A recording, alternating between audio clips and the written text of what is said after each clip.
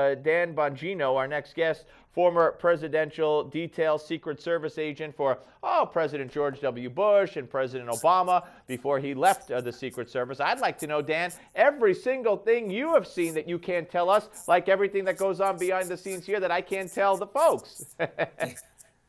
Hey, we made news last time. Our last interview, I think we headlined Drudge or something at one point. So, yeah, I'm still getting Yes, emails no, about we, last we made interview. news. Yeah, we We did. made So, news. We had the ability to turn around interviews just like that, and we made big news. That's a little inside baseball joke right there. Hey, welcome back, Dan. Great to talk to you. How have you been? yeah, good. We've been really busy. Obviously, yesterday with the story we're going to discuss. Yesterday was a bit chaotic, number of different outlets yesterday, but today's been a little slower. The story, it died down just a bit, not too much, but just a bit. Yeah, yeah. Well, first of all, you still running for Congress?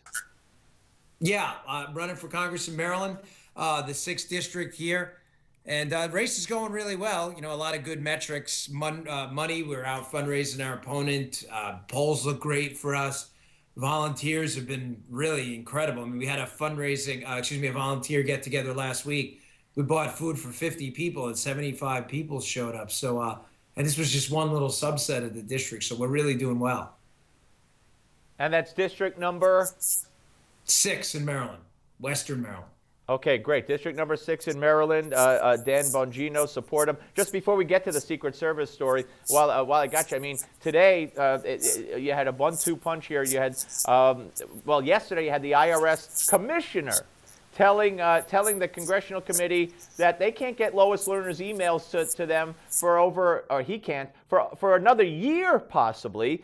Today you had every member of the House Oversight Committee that was a Democrat vote to tell Darrell Issa to end the Benghazi investigation. And then on Obamacare, you had a handful of Democratic senators saying, we want to change the law basically because we're going to get shellacked in the November election. So there's a lot for you to chew on there. You want to comment on any or all of those? Well, I'd love to, because that was the core of our last interview that went viral. I still get it tweeted to me. I'll say the same thing I said then, but say it in stronger terms. The law doesn't matter to this administration, Steve, at all. And I get that you get that and I get that we're kind of preaching to the choir here between each other. But how mainstream soccer mom, tuna fish eating dad America is not getting this right now is really troubling to me. I mean, what else needs to happen before you start to understand, again, mainstream America, soccer mom America here, that we're in real trouble? I mean, they use the apparatus of government as a weapon in a war they're fighting against Americans who aren't asking for this.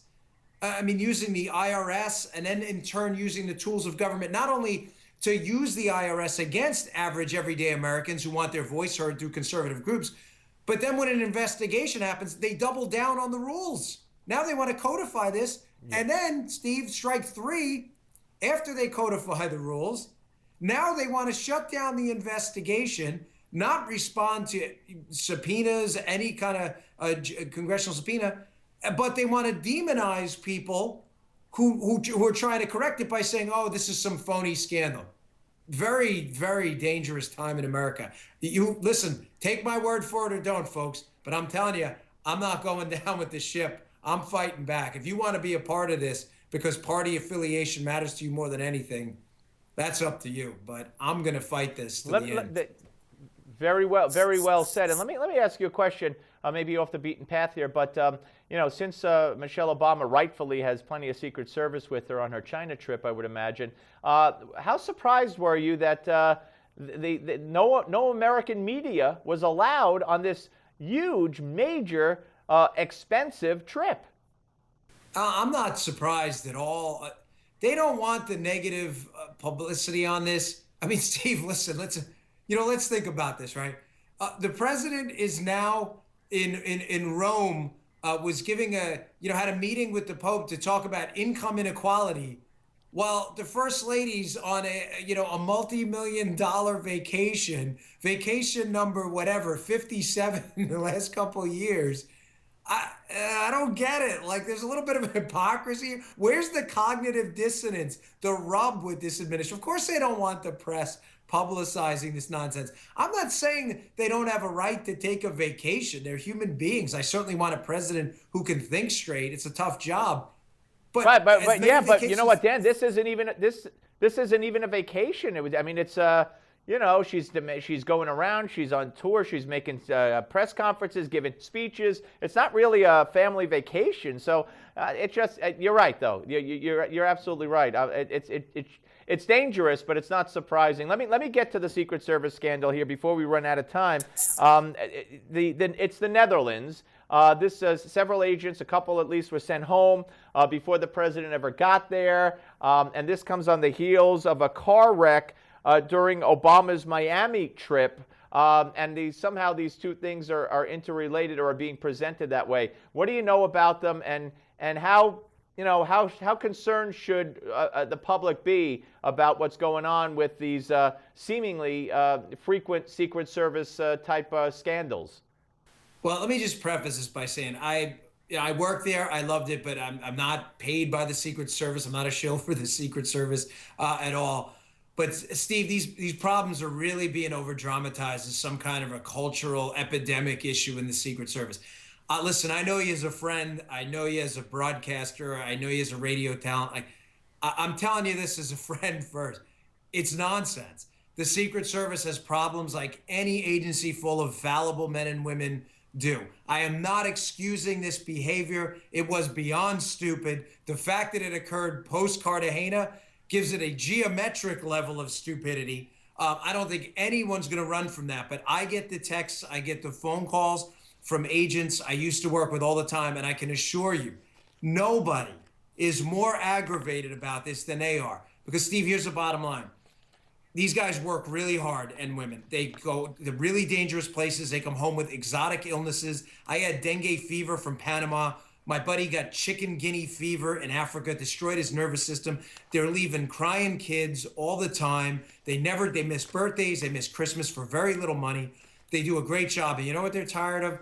They're really tired of going to their kid's bus stop in the morning and answering questions about a guy who couldn't handle his booze in the Netherlands. That's why they're so angry. So, yeah, I mean, is it a problem? Yeah, but it's not. These are isolated incidents of extreme stupidity.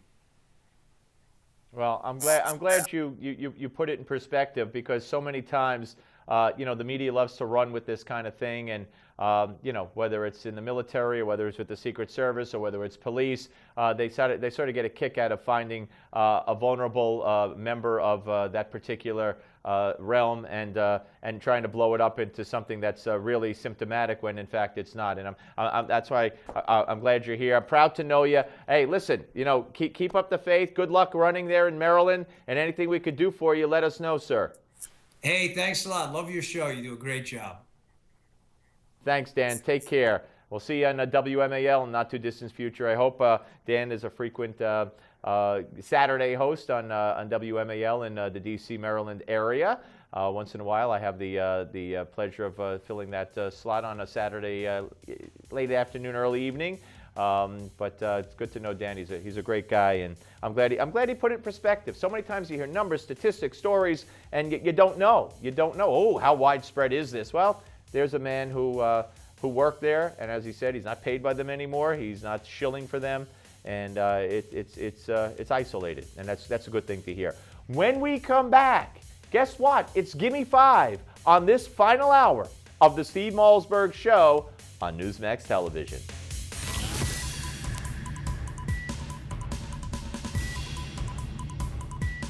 We don't just talk about the news, we talk to those making news. This is the Steve Malzberg Show.